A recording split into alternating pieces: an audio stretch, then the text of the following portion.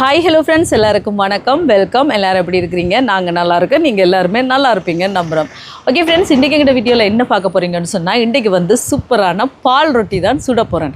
இது வந்து செம்ம டேஸ்ட்டாக இருக்கும். இது எனக்கு யார் சொல்லி தந்தாங்கன்னு சொல்லி பார்த்தீங்கன்னா, எங்களோட கும்பா தான் சொல்லி கொடுத்தாங்க. கும்பாண்டா யார் தெரியுமா? இங்கே எங்கள் தலைதொர்றா தொட்டம்மா வந்து கும்பாண்டு சொல்லிவினோம் மெலிஞ்சி முனையில். அப்போ இந்த தொட்டம்மகள்டா அம்மா தான் சொல்லி கொடுத்தா. இது நல்லா இருக்கும், இது செஞ்சால் ஒரு கிழமை வச்சு சாப்பிடலாமாம். அதெல்லாம் அவள் செஞ்சுருக்கிறா, ஏற்கனவே நான் சாப்பிட்ருக்கேன். ஒரு கொழும்புக்கு வந்த டைம் எங்களுக்கு செஞ்சு கொடுத்துருந்தா. ஆனால் அது நாங்கள் எப்படி வைக்கணும்னு சொன்னால், சாப்பிட்டுட்டு நல்லா சூடாறணுன்னு ஃப்ரிட்ஜில் வச்சு சாப்பிடலாம்.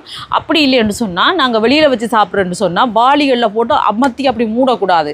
அப்படி மூடாமல் நல்லா அந்த காற்று போகிற மாதிரி தெரியுமா, சாப்பாட்டு மேசையில் நாங்கள் மூடி வைப்போம், அந்த மாதிரி ஒரு பேப்பரில் வச்சு அந்த அப்படி மூடுறதால மூடி வச்சு அப்படி கூட வச்சு சாப்பிட்லாமா. ஒரு கிழமைக்கு கெட்டு போகாது. அதே நேரம் பார்த்திங்கன்னு சொன்னால், இது வந்து நாங்கள் தூர பயணங்கள் போவோம். இப்போ கோயில்களுக்கு அப்படி மடுமாதா கோயில் அப்படி எங்கேயாவது பயணம் போய்க்க இதை சுட்டு கொண்டு போனால் நல்லா சாப்பிட்டு கொண்டு போயிட்டு வரலாமா. அப்படி டேஸ்ட்டாக இருக்கும். ஆனால் நான் சாப்பிட்ருக்கேன், நல்ல டேஸ்ட்டாக இருந்துச்சு. இப்போ அதான் நான் செய்ய போகிறேன். அதை எப்படி செய்ய போகிறேன்னு பார்க்குறதுக்கு முன்னாடி நீங்கள் இப்போ தான் ஃபஸ்ட் டைம் எங்களை சேனலில் பார்க்குறீங்கன்னு சொன்னால், அப்போ மறக்காமல் சோபா சப்ஸ்கிரைப் பண்ணுங்கள். அப்படியே பக்கத்தில் இருக்க பெல் சிம்பிளையும் கிளிக் பண்ணுங்கள். அதே நேரம் உங்கள் யாருக்கெல்லாம் சோபா சாஸில் இருக்கிற கூடி சம்பல், மாசி சம்பல், நெத்தலி சம்பல், கறித்தூள், முட்டமா, அரைச்ச கறித்தூள், கோப்பித்தூள், சரக்குத்தூள், உளுத்தமா இதெல்லாம் தேவையோ மறக்காமல் நாங்கள் ஸ்க்ரீனில் தர நம்பருக்கு வாட்ஸ்அப் பண்ணுங்கள். சரியா பாருங்கள், எவ்வளோ நேரம் பேச இருந்துட்டு நான் வந்து கதை கேட்க வந்து எனக்கு அட்டிக்கிற வடிவை பார்த்தீங்களா. சேட்டே சூரியனுக்கு வாங்க.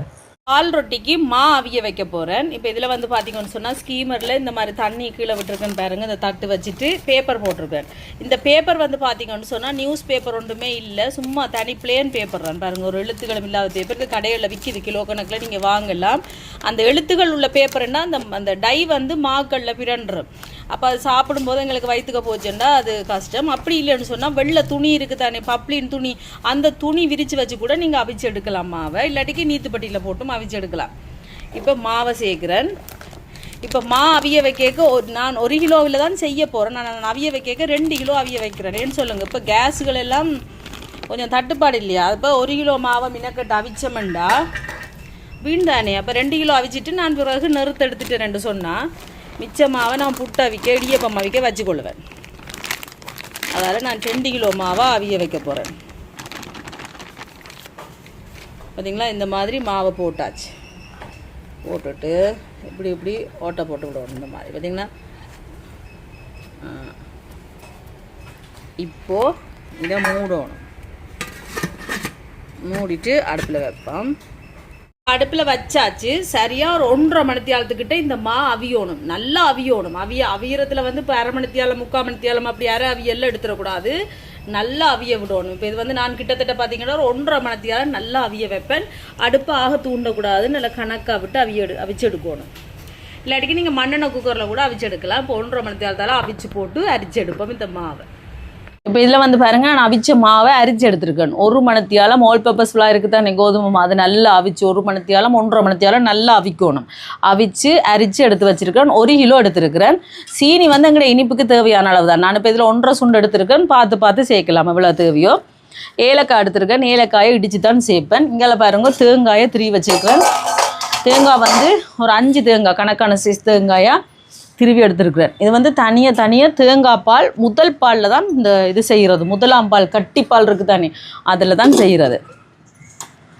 இப்போ இதை வந்து நாங்கள் மிக்சியில் தான் அரைச்சி எடுக்க போகிறோம். நல்ல கட்டிப்பாலாக பாருங்கள். கணக்க தண்ணி சேர்க்காமல் இந்த மாதிரி போட்டுட்டு முதல்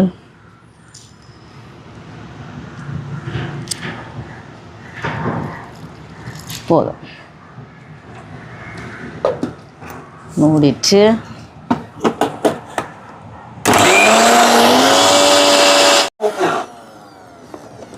நல்லா அரைச்சாச்சு.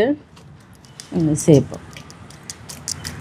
இதே மாதிரி மீதம் இருக்கிற எல்லா தேங்காய் பூவையும் இந்த மாதிரி கொஞ்சம் தண்ணியாக விட்டு அரைச்சி எடுத்து போட்டு அதுக்கப்புறம் கடைசியாக புளிஞ்செடுக்கலாம். இப்போ பாருங்கள், எல்லா தேங்காய் பூவையும் இந்த மாதிரி அரைச்சி எடுத்துட்டேன். இதை வந்து இப்போ புளிஞ்செடுப்போம். இவ்வளோ தான். இதுக்கு பிறகு இதை நான் பால் புளிஞ்சு எடுக்க போகிறதில்ல, தண்ணியை விட்டோ அரைச்சோ எடுக்க போகிறதில்ல. இந்த முதலாம் பால்லையே இதை நாங்கள் செஞ்சு எடுக்கணும். ஆனால் இந்த பிறகு இந்த தேங்காய் பூவை நீங்கள் கொட்ட தேவையில்லை. இதில் குழம்புகள் எதுவும் வைக்கிறேன்டா வைக்கலாம். ஏன்னா நல்ல பால் இருக்கும். நாங்கள் முதலாம் பால் மட்டும்தான் எடுக்கிறோம். அதால் இப்போ இந்த மாதிரி முதல் புளிஞ்சு எடுப்போம். பாருங்கள், நல்லா புளிஞ்சு எடுத்தாச்சு. இந்த மாதிரி இனி இதை வடித்து எடுப்போம்.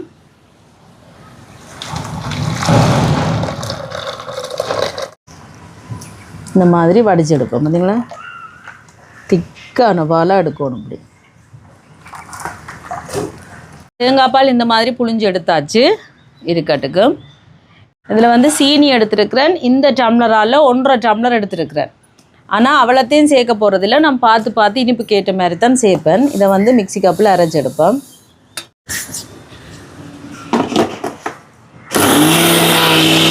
இப்போ பாருங்க, அரைச்செடுத்தாச்சு. நான் வந்து ப்ரௌன் சுகர் தான் சேர்த்துருக்குறேன். நீங்கள் ஒயிட் சுகர் வேணுமெண்டா சேர்க்கலாம். நான் எப்போவுமே ப்ரௌன் சுகர் தான். அதுக்கு பிறகு இங்கால ஏலக்காய் எடுத்து வச்சுருக்கிறேன். இதை வந்து இடிச்செடுப்போம்.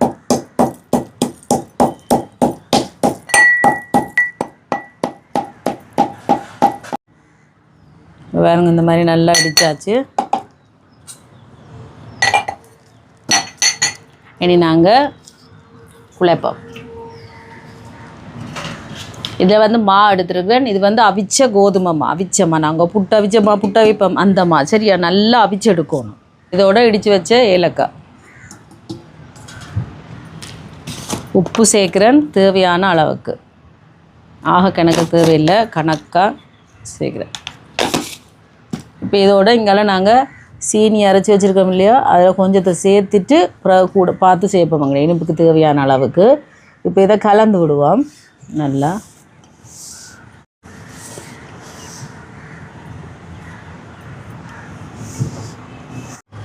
இப்போ நல்லா இந்த மாதிரி கலந்து விட்டாச்சு. உங்களுக்கு இனிப்பு காணுமா இல்லையான்னு நீங்கள் செக் பண்ணி பார்க்கலாம்.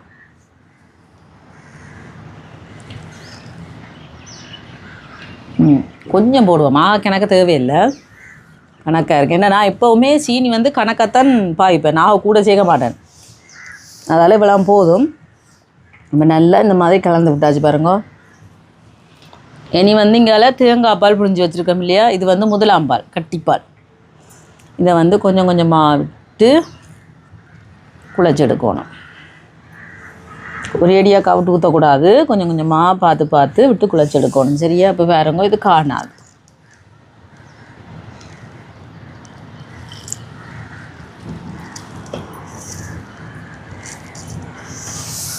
இந்த மாவை வந்து நாங்கள் நல்ல பதமாக குழைச்செடுக்கணும். இப்போ வேறங்க காணாது.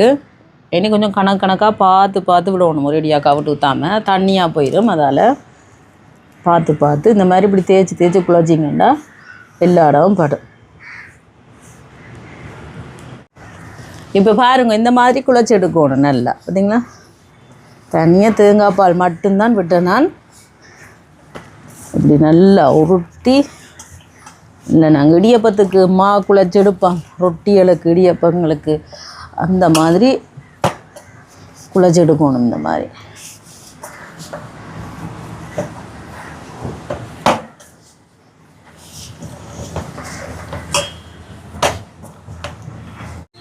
இப்போ பாருங்க, இந்த மாதிரி நல்லா குழச்சி விட்டாச்சு. பார்த்தீங்களா, எப்படி குழைக்கணும். இனி இதை மூடி ஒரு அரை மணித்தியாலம் இல்லாட்டிக்கு 1 மணித்தியாலம் அப்படியே வைப்பேன். அப்போ அது நல்லா ஊறி அந்த சீனியெல்லாம் அப்படியே உருகி நல்லா வரும். அதுக்கு உருகிண்டா இதாக வராது, நல்லா கணக்காக வரும். அதுக்கு பிறகு நாங்கள் சுட்டு எடுக்க வேண்டிய. இப்போ நாங்கள் இனி சுடுவோம்மா.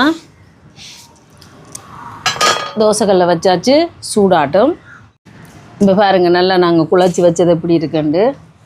இப்போ தோசைக்கல் சூடாட்டுக்கு நான் இப்போ இந்த மூடிட அளவுக்கு எல்லாத்தையும் நான் செஞ்சு எடுக்க போகிறேன். லைட்டாக அப்படி இருக்கா, கணக்கு எண்ணெய் போடாமல்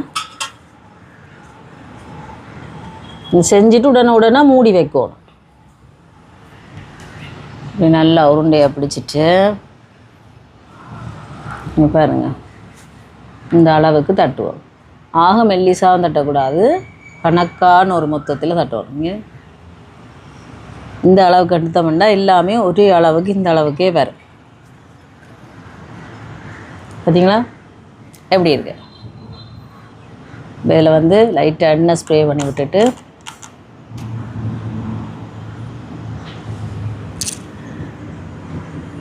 இதில் ஒன்றே போட தேவையில்லை, கணக்க போடலாம். அப்போ பாருங்க, கொஞ்சம் ஒருக்கா இப்படி உருட்டி விட்டுட்டு அதுக்கு பிறகு இதில் வச்சுட்டு இப்படி தான் முந்தி பருத்துற வடை, தட்டை வடை கூட இப்படி தான் கூடுதலாக செய்கிறது.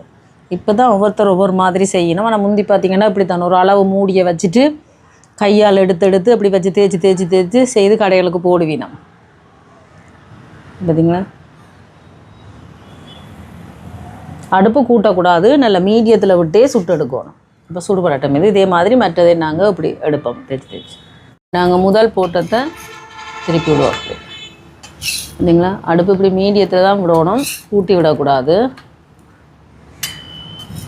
அந்த தணல்லையே சுடுபடணும், அந்த சூட்டுலேயே சுடுபடணும், ஆக கூட்டக்கூடாது. இப்போ மற்ற பக்கம் அவியட்டும். இப்போ மற்ற பக்கம் திருப்பி விடுவோம் பாருங்கள். இந்த மாதிரி இது இப்போ கடைசியாக போட்டது. முதல் போட்ட 4 தான் நாங்கள் பார்க்கணும். சுடுபடட்டும். இப்போ பாருங்கள் நல்லா சுடுபடுது. இனி இதை எடுத்து இந்த மாதிரி இது முதல் சுட்டதா இந்த சைட்டுக்கு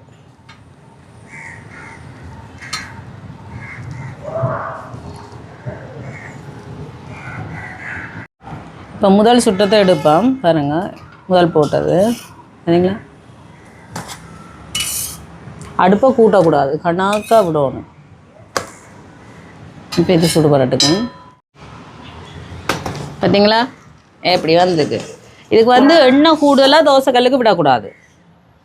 முதல் தடவை மட்டும் நாங்கள் போடும்போது எண்ணெய் தண்டலாம், பிறகு எண்ணெய் விடக்கூடாது.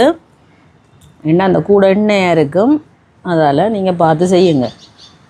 எண்ணெய் விட்டால் அந்த என்னென்னு சொல்கிறது சீனியெல்லாம் போட்டிருக்கோம் தானே, அது ஒரு மாதிரி வந்துடும். அதெல்லாம் நீங்கள் கணக்காக எண்ணெயே தேவையில்லை. அடுப்பை கணக்காக விட்டு இந்த மாதிரி எல்லாத்தையும் மினி கடகடாண்டு சுட்டு எடுப்போம். எவ்வளோ நல்லா வந்திருக்கு பார்த்தீங்களா. இது வந்து கொண்டாட்டங்களுக்கும் செய்வீனம்மா. அங்கே ஊர்களில் வந்து இந்த நியூ இயர், கிறிஸ்மஸ், கல்யாண வீடுகள் அதுகளுக்கு கூட இது செய்வீனம்மா. அங்கே மெலிஞ்சுன பக்கத்தில். இப்போ பாருங்கள் பால் ரொட்டியெல்லாம் சுட்டாச்சு நண்பர்களே. தம்பி சாப்பிட்டார். எப்படி இருக்குது? நல்லா பார்த்தீங்களா, சூப்பராக இருக்குது. அவங்க சாப்பிடுவோம். நீங்கள் பாருங்கள் இப்படி தான் இருக்கணும்.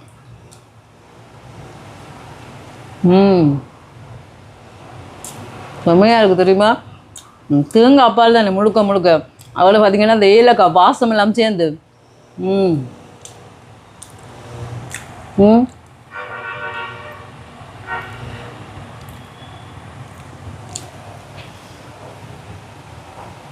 சூப்பர் டேஸ்ட்டாக இருக்கும். நம்மள முதல் லெவலாக இருக்குது. கண்டிப்பாக நீங்கள் செஞ்சு பாருங்கள். இந்த மாதிரி பார்த்துனா எடுக்கணும். ஆக கூட எரிய விட்டு அப்படியெல்லாம் எடுக்கக்கூடாதுங்க.